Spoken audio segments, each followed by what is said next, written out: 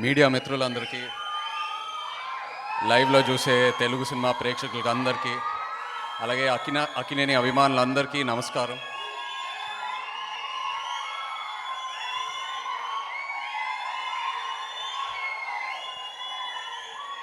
మామూలుగా నా ఎక్స్పీరియన్స్లో ఇప్పటి వరకు చేసిన సినిమా ఫినిషింగ్ టైంకి వచ్చేసరికి రిలీజ్ డేట్ ఎప్పుడు అని అడిగే అలవాటు ఉంది. ఇప్పుడు రిలీజ్ డేట్ పెట్టి ఆ రిలీజ్ డేట్ అనేది ఒక టార్గెట్లా పెట్టుకొని రివర్స్ క్యాల్కులేషన్ చేసుకొని మిగతా పనులన్నీ హరిహరిగా ఫినిష్ చేసుకొని ఉన్నదే అలా కొన్నిసార్లు రిలీజ్ చేసేయటం, దానివల్ల చాలా తప్పులు జరగటం, ఇలా చాలా ఎక్స్పీరియన్స్ చేశాను. సో అదే అలవాట్లో ఈ సినిమా తండేల్ సినిమా కూడా ఆల్మోస్ట్ ఎండింగ్కి వచ్చేసరికి ఆ చిన్న క్యూరియాసిటీ స్టార్ట్ అయింది.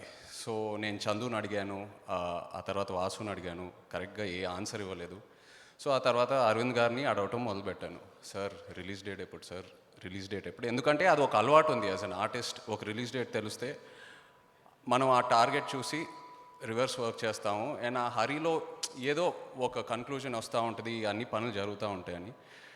బట్ ఎందుకో నాకు ఎప్పటి నుంచో సినిమా ఇండస్ట్రీలోకి వచ్చాక నాకు తెలిసిన మెథడ్ ఏంటంటే, ఒక సినిమా కాపీ చూశాక, ఒక ఫైనల్ ఎడిట్ చూశాక అప్పుడు రిలీజ్ డేట్ పెడితే అది ఒక కరెక్ట్ సిస్టమ్ అని నేను ఎప్పుడు అనుకునేవాడిని. కానీ ఇంతవరకు ఎప్పుడు జరగలేదు.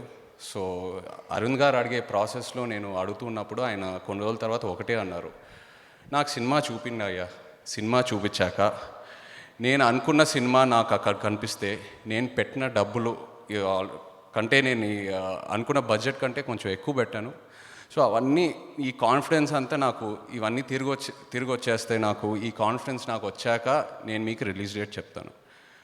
ఆ మాట ఆయన అన్న తర్వాత నేను చాలా హ్యాపీగా ఫీల్ అయ్యాను. బికాస్ సినిమా అంటే ఇలానే తీయాలి, ఇలాగే ఉండాలి. అండ్ ఇదేదో మామూలు సినిమా కాదు. శ్రీకాకుళం జిల్లా నుంచి ఒక 22 మత్స్యకారుల గురించి కథ ఇది. వాళ్ళు మనందరినీ నమ్మి వాళ్ళ రైట్స్ మనకు హ్యాండ్ ఓవర్ చేసి, అండ్ వాళ్ళ కథ, వాళ్ళ కష్టాలు మొత్తం భారతదేశం అంతా షేక్ చేసింది. సో ఇలాంటి టాపిక్ గురించి మనం మాట్లాడుతున్నామంటే అది మనం లైట్గా తీసుకోకూడదు. సో ఇలాంటి టాపిక్ గురించి అరవింద్ గారు మెంటాలిటీ పక్కా కావాలి. So thank you very much sir. మనం అందరం ఎడిట్ చూశాక 100% మనం సినిమా ఎప్పుడు రిలీజ్ చేసినా ఆ రోజు పండగే అనే కాన్ఫిడెన్స్తో ఈ ప్రెస్ మీట్ పెడుతున్నాము.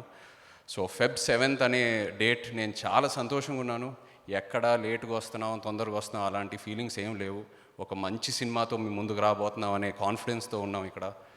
సో అలాగే వాసుకి ఈ project Vasu and Vasu career and నా జర్నీ 100% లవ్తో మొదలైందని మీ అందరికీ తెలుసు.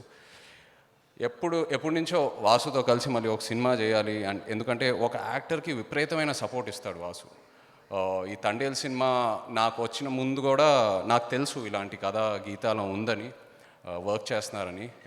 నాకు లైన్ ఏదో ఎక్కడో వినిపించింది. సో వాసుకు చెప్పాను, మీ దగ్గర ఈ కథ ఉంది కదా, ఏదైనా ఆపర్చునిటీ ఉంటే చెప్పండి, నాకు ఈ కథ చేయాలని చాలా ఇంట్రెస్ట్గా ఉన్నాను.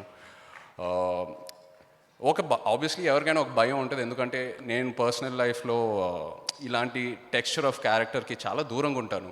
సో వెంటనే కన్విన్స్ అవ్వాలంటే కొంచెం భయపడతారు. అండ్ ఇట్స్ పెద్ద సినిమా, ఇది చాలా పెద్ద budget, I mean in terms of production ఒక పెద్ద క్యాన్వాస్ సినిమా ఇది. సో అలా ఏం పెట్టుకోకుండా కొన్ని మంత్స్ తర్వాత వాసు నాకు ఫోన్ చేసి, సార్ కథ ఒక షేప్కి వచ్చింది, నేను చందు వచ్చి మీ దగ్గర నరేట్ చేద్దామని చెప్పి.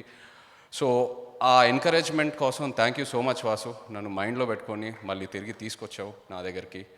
అండ్ అలానే కాకుండా స్టార్టింగ్ నుంచి ఈ వాళ్ళ లైఫ్, వాళ్ళ డైలీ హ్యాబిట్స్, వాళ్ళ లైఫ్ స్టైల్ ఎలా ఉంటుంది, వాళ్ళకి ఇంకా ఎలా దగ్గర అవ్వాలనే ప్రయత్నంలో వాసు నన్ను చాలా హెల్ప్ చేశాడు.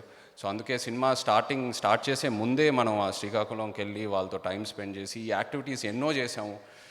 So thank you Vasu for that support. And అలాగే మా చందు నిజంగా నన్ను ఒక నెక్స్ట్ లెవెల్కి తీసుకెళ్ళాలి, నన్ను ఇంకా బాగా చూపించాలి, ఇంకా ఎలివేట్ చేయాలి, ఇంకా హీరోయిక్గా చూపించాలని నాకంటే ఎక్కువ చందువే ఆలోచిస్తాడు. Chandu is not only my well wisher or director, he's my best friend, is too close to me. So thank you Chandu, ఎప్పుడు నన్ను సపోర్ట్ చేస్తూ ఎంకరేజ్ చేస్తూ ముందుకు తీసుకెళ్తున్నావు. అండ్ అలాగే మన box office queen Sai Pallavi గారు.